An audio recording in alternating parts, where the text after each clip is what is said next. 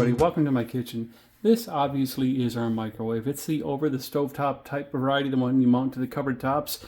But today's video is to show you how to change the clock in a microwave.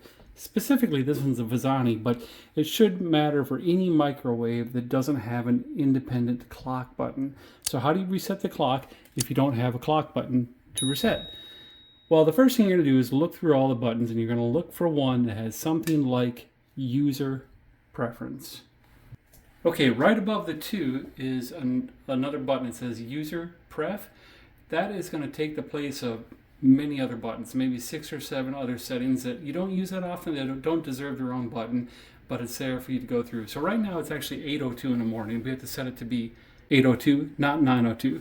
So I'm going to cycle through the user preference to see how many different functions it hides under there. Let's press it. It says press again for option, and of course the first one it says is enter time, and that makes sense. That's probably the most common setting you have to change on a microwave, or at least every 6 months or every power outage.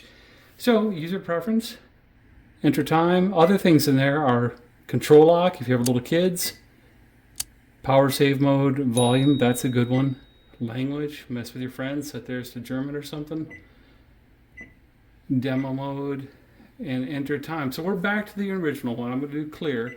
We're going to start over. So number one step is to press user preference. Enter time. It is actually 8:04. So I'm going to go 8:04. And now it says press start. So we'll go ahead and hit start. And it is no longer in a data entry mode. So that is how one sets the time in a microwave that does not have an independent clock button. I hope this helps. Thanks for watching.